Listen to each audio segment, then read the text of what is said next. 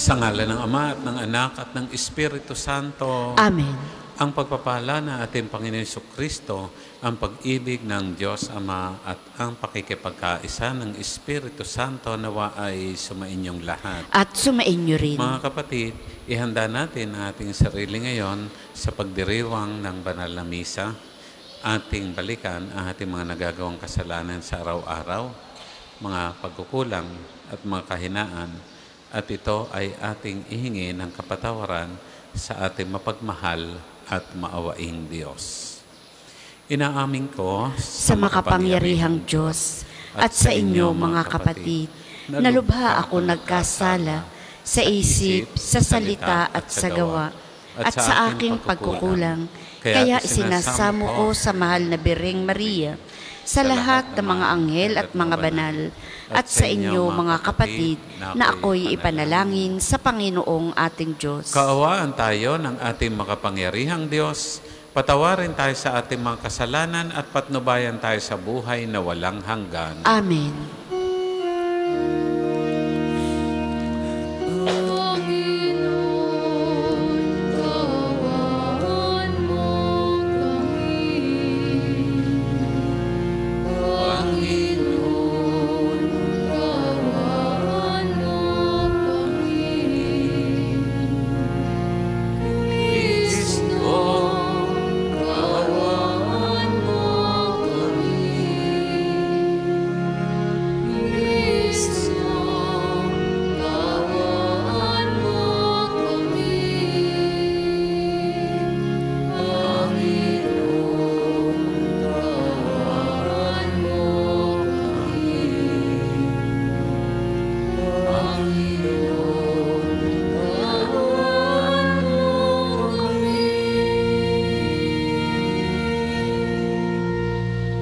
Manalangin tayo. Ama naming makapangyarihan, iniutos mong pakinggan namin ang minamahal mong anak na iyong kinalulugdan. Kami naway makapakinabang sa iyong salita upang sa pagdalisay nito sa aming kalooban, kami ay lumigaya sa iyong liwanag sa pamamagitan ni Jesucristo, kasama ng Espiritu Santo, magpasawalang hanggan. Amen.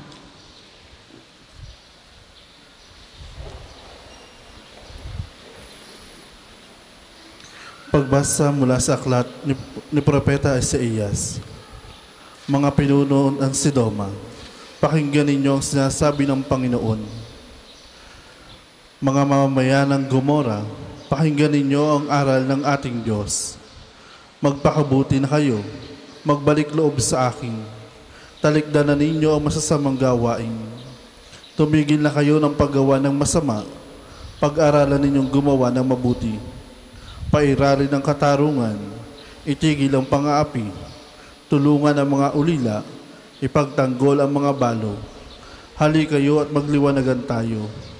Gaano man karami ang inyong kasalanan, handa akong ipatawad ang lahat ng iyan. Kahit na kayo'y maruming-marumi sa kasalanan, kayo'y magiging busilak sa kaputian. Kung kayo'y susunod at tatalima, pasasaganain ko ang ani ng inyong lupain. Ngunit kung magpapatuloy kayo sa inyong pagsuway, ay tiyak na kayo'y mamamatay. Ito ang sabi ng Panginoon. Ang salita ng Diyos. Salamat sa Diyos. Salmong tugunan. Ang masunurin sa Diyos ay sasagipin niyang lubos. Ang masunurin sa Diyos ay sasagipin niyang lubos. Hindi ako nagagalit dahilan sa inyong handog, ni sa inyong mga haing sa dambanay sinunog. Bagaman ang mga toro'y hindi ko na kailangan, maging iyang mga kambing at ang inyong mga kawan. Ang masunurin sa Diyos ay sasagipin niyang lubos. Bakit ninyo inuusal yaong aking mga utos? At bakit ang paksa ninyo ay sa tipan natutugod? Pag kayo ay tumatawid, agad kayong napupuot. At ni ayaw natanggapin yaong aking mga utos.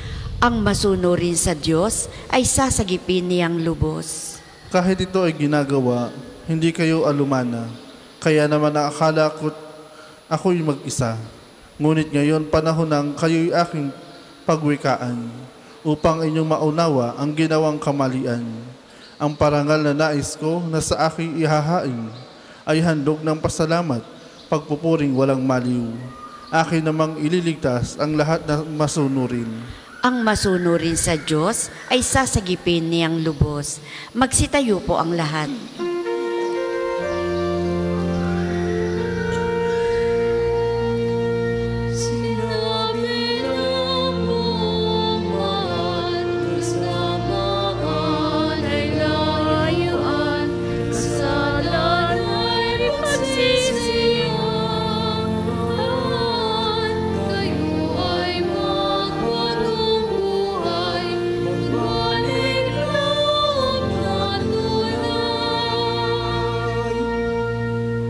Sumainyo ang Panginoon. At sumainyo rin. Ang mabuting balita ng ating Panginoon ayon kay San Mateo.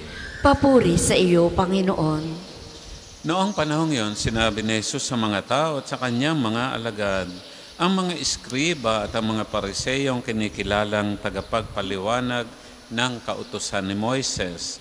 Kaya't gawin ninyo ang itinuturo nila at sundin ang kanilang iniuutos. Ngunit huwag ninyong tularan ang kanilang gawa sapagkat hindi nila isinasagawa ang kanilang ipinangangaral. Nagbibigkis sila ng mabibigat na dalahin at ipinapapasan sa mga tao, ngunit ni daliri ay ayon nilang igalaw upang tumulong sa pagdadala ng mga iyon. Pawang pakitang tao ang kanilang mga gawa.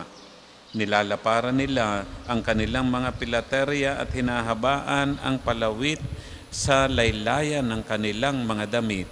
Ang ibig nila'y ang mga upuang pandangal sa mga piging at sa mga tanging luklukan sa mga sinagoga. Ang ibig nila'y pagpugayan sila ng sa mga liwasang bayan na tawaging guro. Ngunit kayo, huwag kayong patawag na guro sapagkat iisa ang inyong guro at kayong lahat ay magkakapatid. At huwag ninyong tawaging ama ang sinumang tao sa lupa sapagkat iisa ang inyong ama, ang amang nasa langit. Huwag kayong patawag na tagapagturo sapagkat iisa ang inyong tagapagturo, ang Mesiyas. Ang pinakadakila sa inyo ay dapat maging lingkod ninyo, ang nagpapakataas ay ibababa at ang nagpapakababa ay itataas. Mga kapatid, ang mabuting balita ng ating Panginoon. Pinupuri ka namin, Panginoong Hesukristo. Magandang umaga po sa inyong lahat. Magandang umaga din po, Father. At welcome po kayong lahat dito sa dambana ng mahal na Santo Padre Pio. Ang akin pong homilya base sa pagninilay sa mga pagbasang ating narinig ay pinamagatan kong consistency, ang pagkakatugma ng salita at gawa. Ang pagkakatugma ng salita at gawa. Sa talumpati po ni Pope Pius VI sa mga guro nung kanyang kapanahunan, ito ang isa sa sinabi niya, preach the gospel, if possible, use words.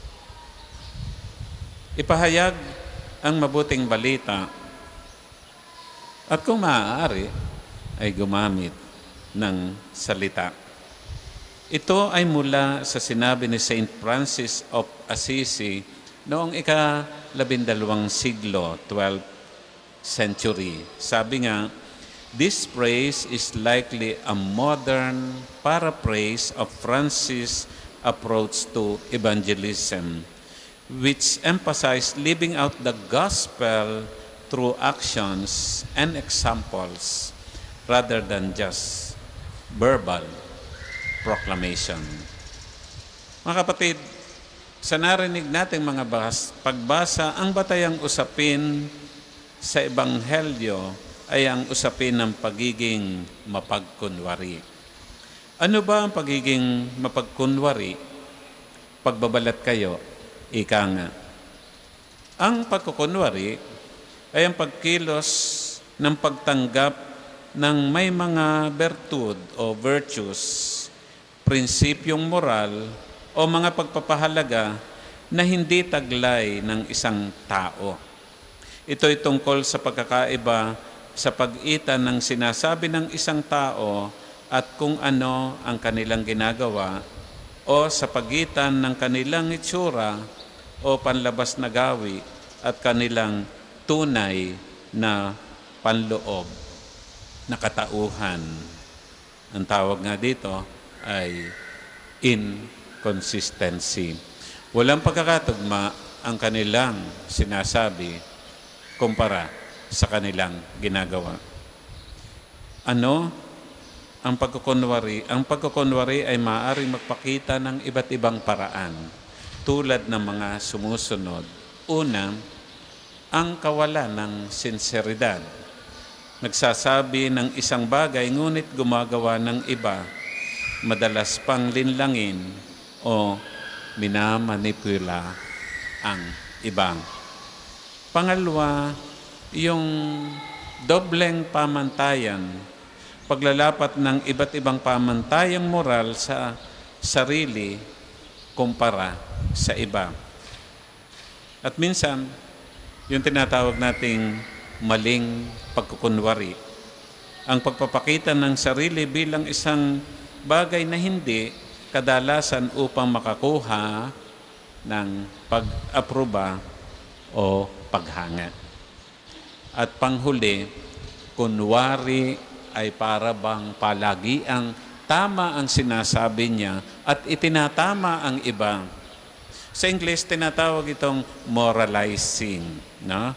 Pagtuturo o paghusga sa iba para sa mga pag-uugali o pag-uugali na lihim na pinasasalamatan ng isang tao, akala mo ay napakagaling, ngunit sa kalooban ay bulok. Mga kapatid, sa mga pagbasa natin ngayon, sa unang pagbasa, ito ay tungkol sa pagkundina sa mga leader ng Israel at sila nga ay tinawag na mga namumuno ng Sodom at mga mamamayan ng Gomora para bigyan diin na ang kanilang sakripisyo, panlabas na kabanalan ay pawang pagkukunwari na ikinukumpara sa Sodom at Gomora na ginunaw dahil sa kanilang kasamaan. Ito ang pinangalanan ni Propeta Isaías dahil sa kanilang pagpapakita ng kabanalan na hindi naman sumasalamin sa kanilang kalooban at katauhan. Sa konteksto ng Biblia, particular sa Bagong Tipan, madalas na pinupunan ni Jesus ang pagpapaimbabaw ng mga Pariseyo at iba pang mga lider ng relihiyon na nagbibigay diin sa kahalagahan ng pagiging totoo sa sarili, kababaang loob, at integridad. Kung tutuusin, ito ang nagbulit sa ating Panginoon sa krus ng kamatayan, sa pagtuligsa sa mga mapagkunwari. At ano ba ang palatandaan ng mga mapagkunwari? Yun na nga, gaya ng nasabi ko, kawalan ng sinseridad. Iba ang sinasabi kaysa ginagawa. Ang mga eskriba at mga Pariseyo ang kinikilalang tagapagpaliwanag ng kautusan ni Moises. Kaya't gawin ninyo ang tinuturo nila at sundin ang kanilang inuutos. Ngunit huwag ninyong tularan ang kanilang mga gawa sapagkat hindi nila isinasagawa ang kanilang ipinangangaral. Pangalawa, yun nga, iba ang pamantayan sa sarili at iba ang pamantayan sa iba. Nagbibigki sila ng mabigat na dalahin at pinapapasan sa mga tao, ngunit ni daliri ay ayaw nilang igalaw upang tumulong sa pagdadala ng mga iyon. Pangatlo, yung pong tinatawag na false pretenses. Ano ito? Yung pawang pagpapakitang tao ang kanilang mga gawa. Nilalaparan nila ang kanilang mga pilaterya at hinahabaan ang palawit ng kanilang laylayan ang ibig nila'y ang mga punong pandangal sa mga upuang pandangal na sa mga piging at mga tanging luklukan sa sinagoga.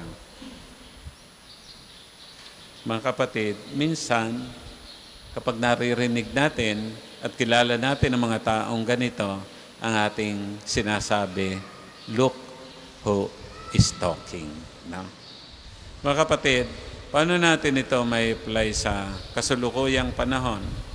Maganda rin maging batayan natin ito na kung saan ay nagninilay tayo sa pagpili ng ating leader sa darating na eleksyon. Sino ba ang totoo? Sino ba ang hindi? Sino ba ang may sinseridad? Sino ba ang nagsasalita at pinaninindigan sa mga binibitiwang pananalita? Maraming mga bagay na makikita natin ngayon. Sana ay huwag tayong malokong muli ng mga mabubulaklak na pananalita. Sana ay hindi tayo madala ng mga pagsasayaw at pagkanta sapagkat public service is not about entertainment, it is about genuine commitment to serve the people, especially the poor. Na animoy kasamang kakain ng mga dukha at gagamitin ay kamay, pero alam mong hindi naman marunong. Sabi nga dito sa Batangas, nagsasakol, pero hindi naman marunong magsakol at nahahalata naman. Na makikipagkamay sa mga tao, pero pagpasok sa sasakyan at wala nang nakikita ay agad-agad huhugasan na maraming alkohol ang kanilang kamay. O kaya mamimigay ng mga relief pero for photo op, mag-aabot ng ilan at pagkatapos ay iba na ang magpapatuloy. Hamon sa atin ng Ebanghelyo at ni Jesus, lalo na sa panahong ito ng Kwaresma ay ito. Una, maging totoo sa sarili at hindi mapagbalat kayo. Paunlarin iyong espiritu ng kababaang loob. Pangatlo, iyong integridad. Paano natin malalaman ang integridad ng isang tao? Sa kanyang kilos at pananalita ay ramdam mo na totoo siya sa kanyang sarili. Minsan, sa kilos pa lamang kahit hindi magsalita, ay ramdam mo na totoo ang sa kanyang sarili. Ang Panginoong Hesukristo ay may ganitong katangian na dapat maging modelo na siyang ating susundan. Inuulit ko, maganda ang sinabi ni Pope Pius VI. Preach the gospel, if possible, use words. Ipahayag ang Ebanghelyo, ipahayag ang mabuting balita kung kinakailangan ay magsalita. Makikilala tayo sa gawa, hindi sa salita. Pagpalain tayo ng ating mahal na Diyos. Para po sa mga maghahandog ng sobre, pakihulog na lamang po sa buslo.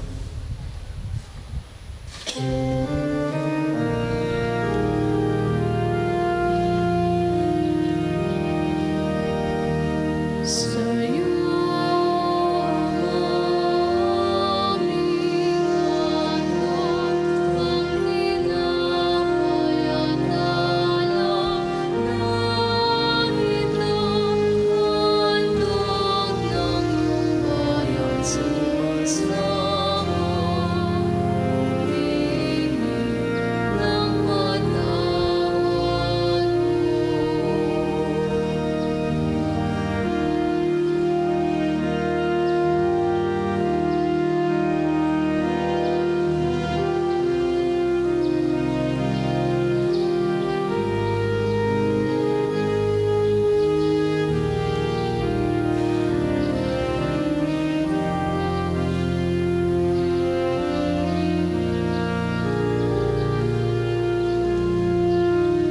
Magsitayo po ang lahat.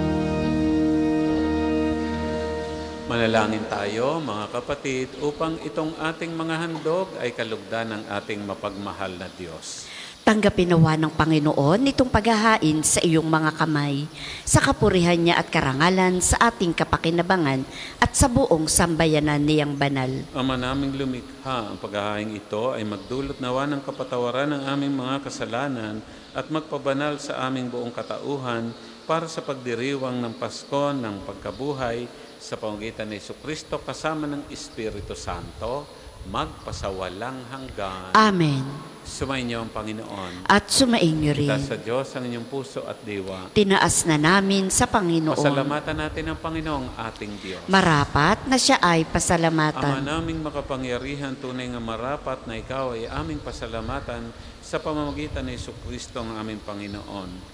Nang maipagtapat niya sa mga alagad na siya'y laang mamatay para sa lahat, sa kanila'y kanilang ipinamalas ang kanyang sariling puspos ng liwanag. Ang iyong mga utos at mga propeta ay pawang mga tagapagpatunay niya sa pagkakatalagang para sa kapway magdusa upang akayin ng lahat sa pagkabuhay na maligaya. Kaya kaisa ng mga anghel na nagsisiawit ng papuri sa ng walang humpay sa kalangitan, kami nagbubunyi sa iyong kadakilaan.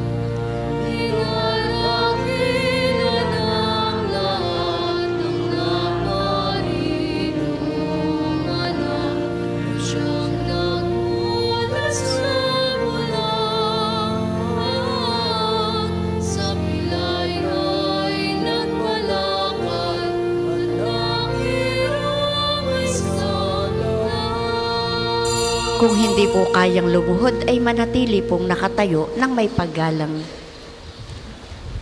Ama naming banal, ikaw ang bukal ng tanang kabanalan, kahit sa pamamagitan ng iyong Espiritu, gawin mong banal ang mga kaloob na ito upang para sa amin maging katawan at dugo ni Jesucristo ang aming Panginoon.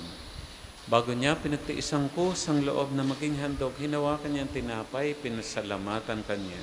Pinagati-hati niya yon at tiniabot sa kanyang mga alagad na ang wika. Tanggapin ninyong lahat ito at kanin. Ito ang aking katawan na ihahandog para sa inyo.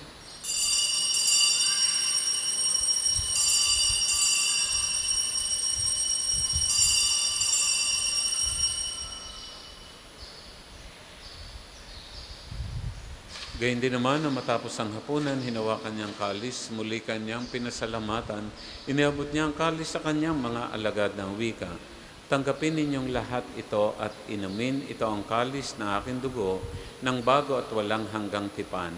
Ang aking dugo na ibubuhos para sa inyo at para sa lahat sa kapagpapatawad ng mga kasalanan. Gawin ninyo ito sa pag-alaala sa akin.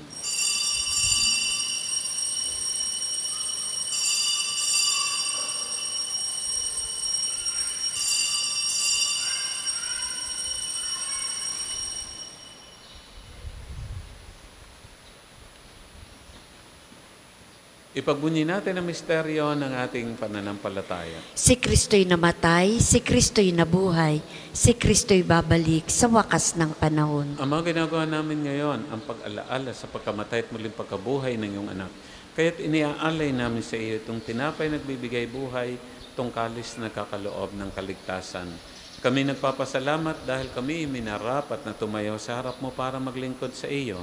Isinasamo namin kami magsasalo-salo sa katawan at dugo ni Kristo ay mabuklod sa pagkakaisa sa pamamagitan ng Espiritu Santo. Ama, lingapin mo ang iyong simbahang laganap sa buong daigdig, puspusin mo kami sa pag-ibig. Kaysa ni Francisco na aming Papa, ni Gilbert naming Obispo at ng Tanang Kaparian. Alalahanin mo rin ang mga kapatid naming nahimlay na may pag-asang sila'y muling mabubuhay, gayon din ang lahat ng mga pumanaw. Kaawaan mo sila at patuloyin sa iyong kaliwanagan. Kaawaan mo at pag-indapating kaming lahat na makasalo sa iyong buhay na walang wakas, kaysa ng mahal na Birheng Maria na ina ng Diyos, ni San Jose na kanyang esposo, kaysa ng mga apostol at ng lahat ng mga banal na namuhay dito sa daigdig ng kalugod-lugod sa iyo, may pagdiwang nawa namin ang pagpupuri sa kararangal mo sa pamamagitan ng iyong anak na aming Panginoong Heso Kristo. Sa pamamagitan ni Kristo, kasama niya at sa Kanya, ang lahat ng parangal at papuri ay sa iyo, Diyos Ama makapangyarihan, kasama ng Espiritu Santo, magpasawalang hanggan.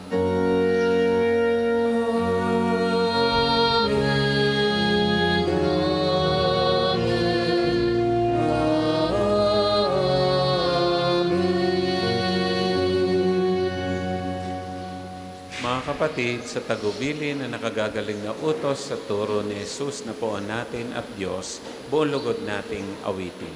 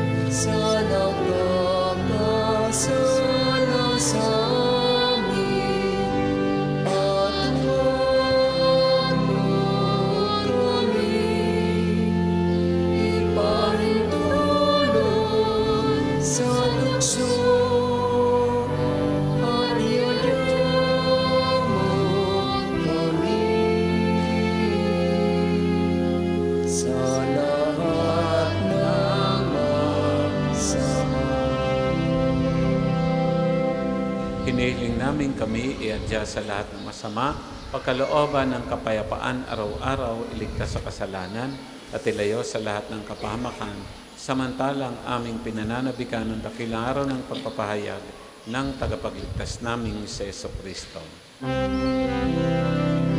Sapagkat iyong kaharian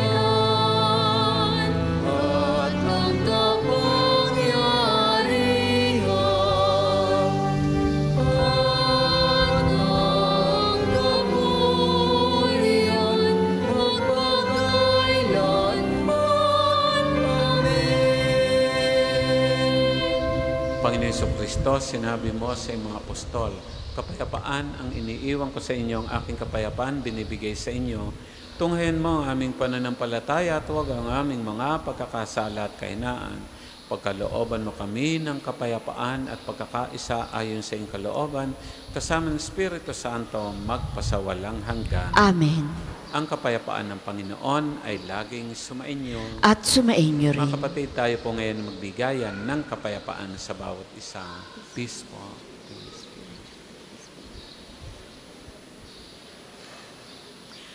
Kordero ng Diyos na nag-aalis ng mga kasalanan ng sanlibutan, maawa ka sa amin. Kordero ng Diyos na nag-aalis ng mga kasalanan ng sanlibutan, maawa ka sa amin. Kordero ng Diyos na nag-aalis ng mga kasalanan ng sanlibutan, ipagkaloob mo sa amin ang kapayapaan.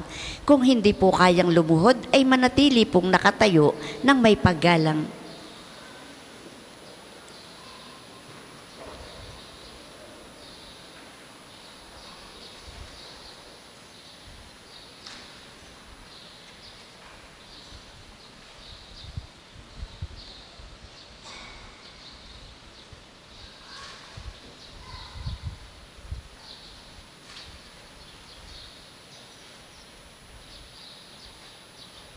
Narito ang ating Panginoon Kristo, ang kordero ng Diyos, gaalis ng mga kasalanan sa libutan. Mapapalad ang mga inaanyayahan magsasalo-salo sa kanyang piging. Panginoon, hindi ako karapat-dapat na magpatuloy sa iyo, ngunit sa isang salita mo lamang ay gagaling na ako.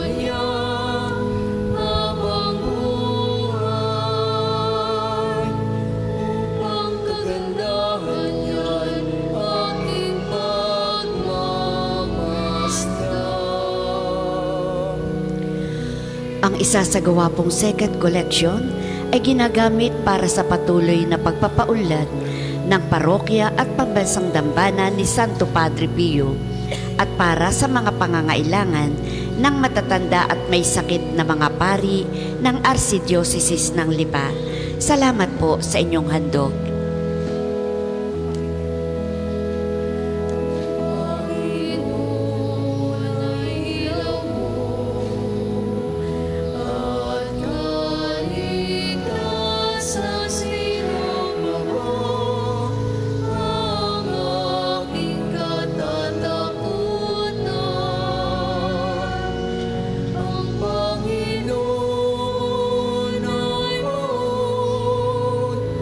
No.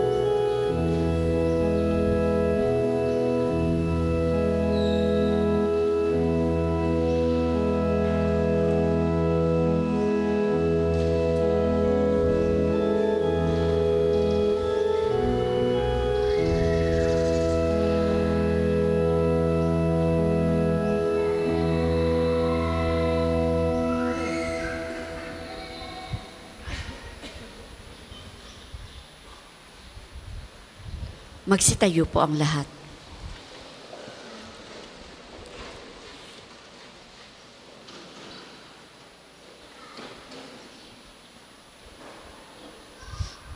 Manalangin tayo.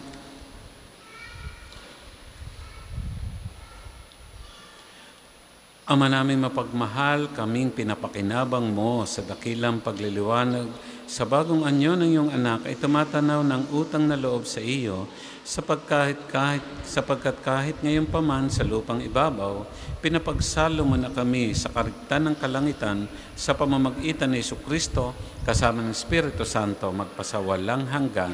Amen. Sama-sama po nating dasalin ang mga sumusunod na panalangin.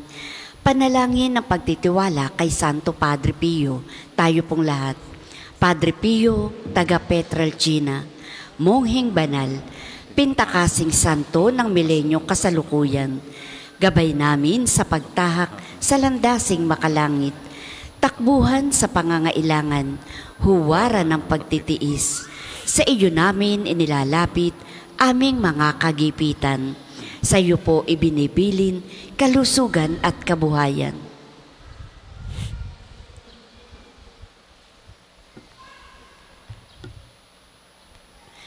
Di man karapat-dapat, kami po ay pagbigyan, bendisyonan at basbasan, maging ganap sa buhay. Lumayo nawa kami, umiwas sa kasalanan, lumapit lagi sa Diyos, maging matatag at matibay. Sa mabuting balita ng pagliligtas, turuan mo kami nawa. Sa tuwi na ay makinig, magnilay at sumampalataya.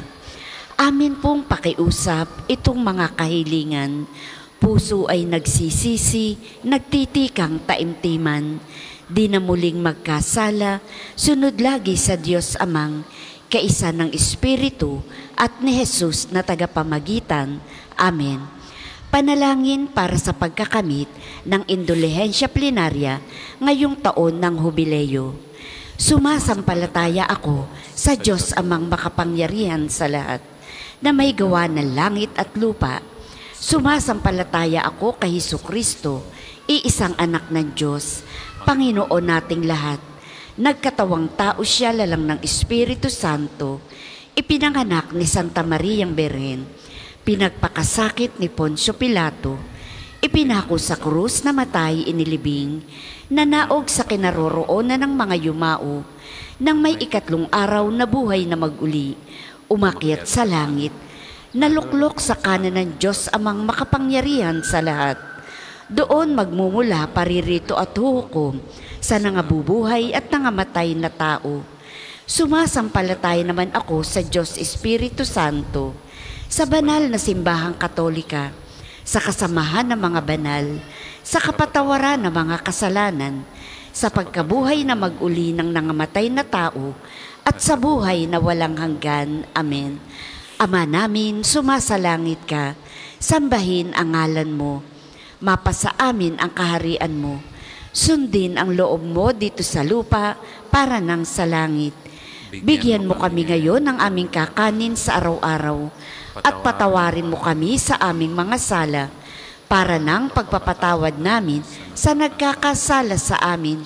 At huwag mo kaming ipahintulot sa tukso, at iadya mo kami sa lahat ng masama. Amen. Aba Ginoong Maria, napupuno ka ng grasya, ang Panginoong Diyos ay sumasa iyo. Bukod kang pinagpala sa babaing lahat, at pinagpala naman ang iyong anak na si Jesus. Santa Maria, Ina ng Diyos, ipanalangin mo kaming makasalanan, ngayon at kung kami mamamatay. Amen. Magsiupo muna po ang lahat para sa ilang patalastas. Una, sa inyong pagdalaw sa pambansang dambana, mangyaring pakaingatan ang inyong mga personal na gamit. Hangad namin ang isang matiwasay at maayos na pagbisita sa National Shrine. Ikalawa, sa darating na March 23 ay araw ng pagpapagaling ng Panginoon sa pamamagitan ni Padre Pio. Ang mga oras ng healing mass at healing liturgy na may paggagawad ng langis ay sa ikasiyam ng umaga at ika-anim ng gabi. Kayo at ang inyong may sakit ay inaanyayahan. Kaugnay po nito, mula 8 ng umaga hanggang 3 ng hapon. Malugod naming ipinagkakaloob sa inyo ang iba pang mga gawain ng pagpapagaling tulad ng spiritual counseling, direction, medical assistance, legal counseling, psychological support, family and marital counseling at feeding program. Layunin nating magkaroon ng pangkalatang kagalingan, lalo't higit ang mga kapatid nating mahihirap at kapuspalad. Sa mga lubos na nangangailangan ng pagkonsulta, kayo po ay makipag-ugnayan na agad sa ating opisina para sa pagpapalista at reservation. Ang susunod pong misa ay sa ganap na 12 ng tanghali. Maraming salamat po at mangyaring panatilihin natin ang kalinisan, katahimikan at diwa ng pananalangin sa loob at labas ng simbahan. Magsitayo na po ang lahat para sa pagbabasbas ng religious articles. Mga kapatid, manalangin tayo sa Diyos sa makapangyarihan upang tayo ay maging kawangis ni Kristo sa taimtim na pagdalangin sa tulong ng mga larawan at mga dasalan. O Panginoong Diyos, Ikaw ang bukal ng lahat ng pagpapala at biyaya. Ibuhos mo ang iyong bendisyon sa mga gamit na ito sa pananalangin ng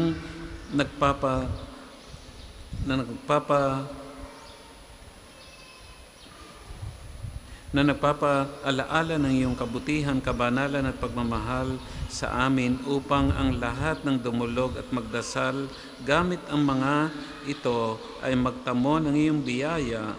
Loobin mong matularan nila ang kabanalan at aral ng Panginoon at ng mga santo magpasawalang hanggan. Amen. Tayo pong lahat, Ama namin, sumasalangit ka.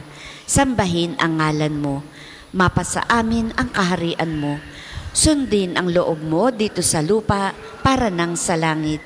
Bigyan mo kami ngayon ng aming kakanin sa araw-araw at patawarin mo kami sa aming mga sala para nang pagpapatawad namin sa nagkakasala sa amin at huwag mo kaming ipahintulot sa tukso at iadya mo kami sa lahat ng masama. Amen. Aba Ginoong Maria, napupuno ka ng grasya, ang Panginoong Diyos ay sumasa iyo. Bukod kang pinagpala sa babaing lahat, at pinagpala naman ang iyong anak na si Jesus. Santa Maria, Ina ng Diyos, ipanalangin mo kaming makasalanan, ngayon at kung kami mamamatay. Amen. Aba Ginoong Maria, napupuno ka ng grasya, ang Panginoong Diyos ay sumasa iyo. Bukod kang pinagpala sa babaing lahat, at pinagpala naman ang iyong anak na si Jesus. Santa Maria, Ina ng Diyos, ipanalangin mo kaming makasalanan, ngayon at kung kami mamamatay. Amen. Luwalhati sa Ama, sa Anak, at sa Espiritu Santo, kapara noong una, ngayon, at magpa sa walang hanggan. Amen. Aba Ginoong Maria, napupuno ka ng grasya, ang Panginoong Diyos ay sumasa iyo. Bukod kang pinagpala sa babaing lahat, at pinagpala naman ang iyong anak na si Jesus. Santa Maria, Ina ng Diyos, ipanalangin mo kaming makasalanan, ngayon at kung kami mamamatay. Amen. Luwalhati sa Ama, sa Anak, at sa Espiritu Santo, kapara noong una, ngayon, at magpa sa walang hanggan. Amen. Aba Ginoong Maria, napupuno ka ng grasya, ang Panginoong Diyos ay sumasa iyo. Bukod kang pinagpala sa babaing lahat, at pinagpala naman ang iyong anak na si Jesus. Santa Maria, Ina ng Diyos, ipanalangin mo kaming makasalanan, ngayon at kung kami mamamatay. Amen. Luwalhati sa Ama, sa Anak, at sa Espiritu Santo, kapara noong una, ngayon, at magpa sa walang hanggan. Amen. Luwalhati sa Ama, sa Anak, at sa Espiritu Santo, kapara noong una, ngayon, at magpa sa walang hanggan. Amen. Sumainyo ang Panginoon.